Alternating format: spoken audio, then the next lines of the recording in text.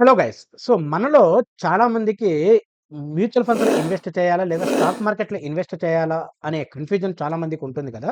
So, ఈ వీడియోలో వచ్చేసి నేను ఆ కన్‌ఫ్యూజన్‌ని మీకు కంప్లీట్‌గా రిమూవ్ చేస్తాను.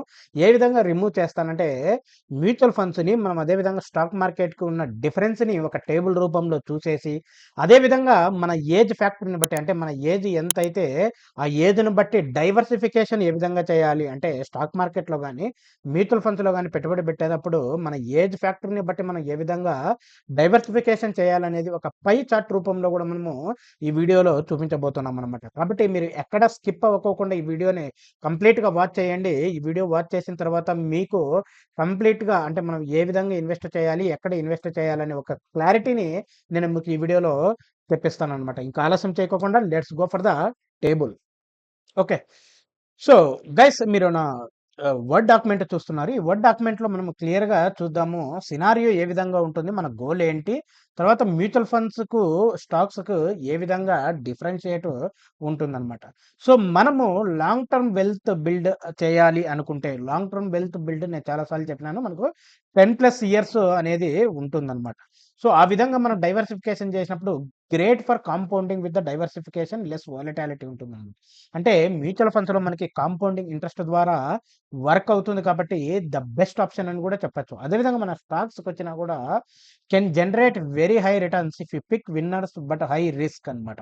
అంటే ఏందంటే స్టాక్ మార్కెట్‌లో కూడా మనకి మంచి రిటర్న్ అనేది వస్తుంది. కానీ ఇక్కడ హై రిస్క్ అనేది ఒకటి ఉంటుందనమాట. ఇది గుర్తుపెట్టుకోండి. నెక్స్ట్ రిటైర్మెంట్ ప్లానింగ్ చూద్దాం. సో, రిటైర్మెంట్ ప్లానింగ్‌కొచ్చేపాటికి మ్యూచువల్ ఫండ్స్ అనేది ద బెస్ట్ షూట్ అనే చెప్పొచ్చనమాట. ఎవరైతే రిటైర్మెంట్ ప్లానింగ్ కోసం చూస్తున్నారో వాళ్ళకు ద బెస్ట్ అనమాట మ్యూచువల్ ఫండ్స్ అనమాట. ఎస్పెషల్లీ ఈక్విటీ ఫండ్స్ గాని, బ్యాలెన్స్‌డ్ ఫండ్స్ గాని నువ్వు చూజ్ చేసుకుంటే ప్రొఫెషనల్ మేనేజ్‌మెంట్, సిస్టమాటిక్ గ్రోత్ ఉండడం వల్ల ద బెస్ట్ ఆప్షన్ అని మనం చెప్పొచ్చనమాట. అదే విధంగా స్టాక్ మార్కెట్‌కు వచ్చేపాటికి సో, రిస్కీ అనమాట. ఎందుకంటే మన రిటైర్మెంట్ అనేది ఒక గోల్ ప్రకారం చేస్తూ ఉంటాం కాబట్టి రి రిస్కీ అనమాట. Unless you are very experience in the stock market అనమాట. స్టాక్ మార్కెట్‌లో మనకి మంచి ఎక్స్‌పీరియన్స్ ఉంటే తప్ప ఇది అవ్వదనమాట. ఓకే. అది గుర్తుపెట్టుకోండి అనమాట. నెక్స్ట్ వచ్చేసి మనకు షార్ట్ టర్మ్ గోల్ చూద్దామనమాట. Short term goal. So, short term goal అంటే ఏంది? 1-3 ఇయర్స్‌కనేది మనకి తెలుసనమాట. సో, మ్యూచువల్ ఫండ్స్ అనేది ఈ డెఫినిట్‌గా 100% నేను చాలా వీడియోస్‌లో చెప్పాను. నువ్వు షార్ట్ టర్మ్‌గా మ్యూచువల్ ఫండ్స్‌కెళ్ళాలంటే the best option mutual funds అనేది కానే కాదు అని గూడా మీకు చెప్పాననమాట. సో, అదే విధంగా మనకి స్టాక్ మార్కెట్ గూడా మనకి హై వోలటాలిటీ ఉంటుంది కాబట్టి షార్ట్ టర్మ్‌కి ఇది గూడా మంచి సూటబుల్ అయితే కాదనమాట. మళ్ళా షార్ట్ టర్మ్‌కి ఏది సూటబుల్ అంటే ఎక్స్‌పీరియన్స్ ట్రేడింగ్ అనేది చాలా చాలా ఇంపార్టెంట్ అనమాట. ఓకే. నెక్స్ట్ మనకి పాసివ్ ఇన్వెస్టర్స్ అనమాట.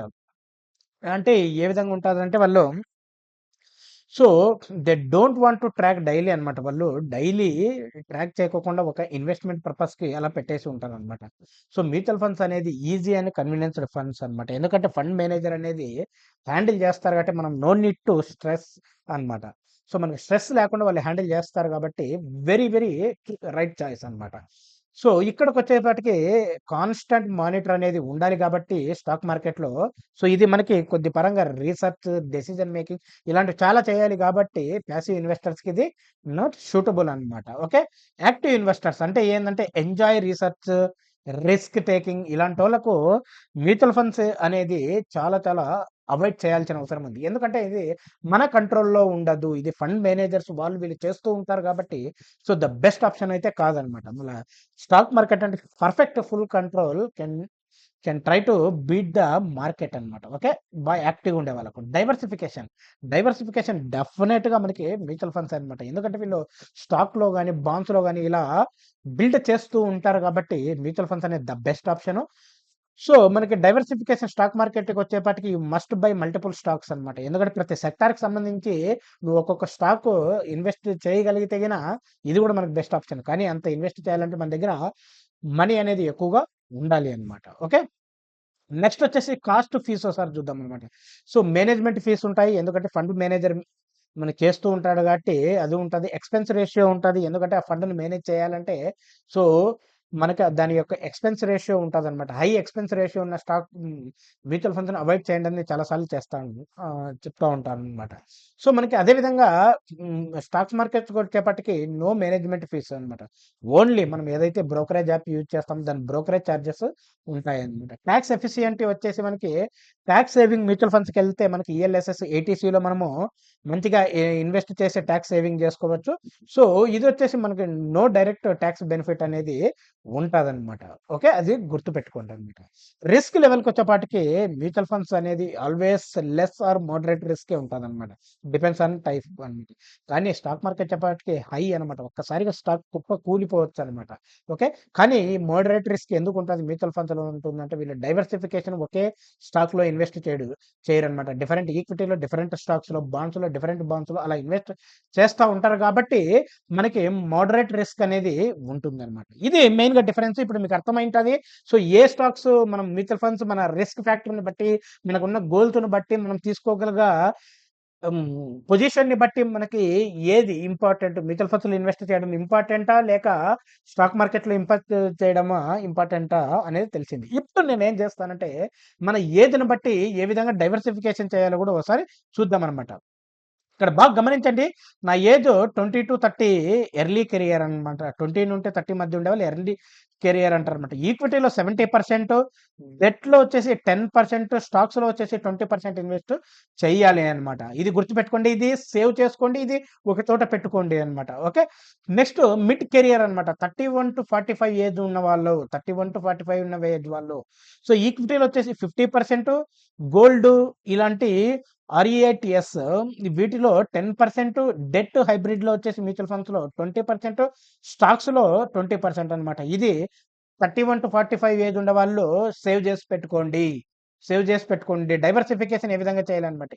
40-60 ఏజ్ మధ్య ఉండేవాళ్ళు, ప్రీ రిటైర్మెంట్ ఉండేవాళ్ళు, ఈక్విటీలో 30% మీరు బాగా గమనిస్తే ఈక్విటీ తగ్గుకుంటూ వస్తాంది.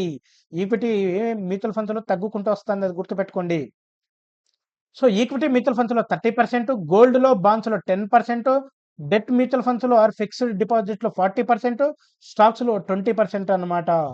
రిటైర్మెంట్ 60+ ఉన్న వాళ్ళు ఎవరైతే రిటైర్మెంట్ ఉన్న వాళ్ళు చూస్తున్న వీడియోస్ ఇది వచ్చేసి 70% మనకి debt mutual funds or fixed డిపాజిట్‌లో.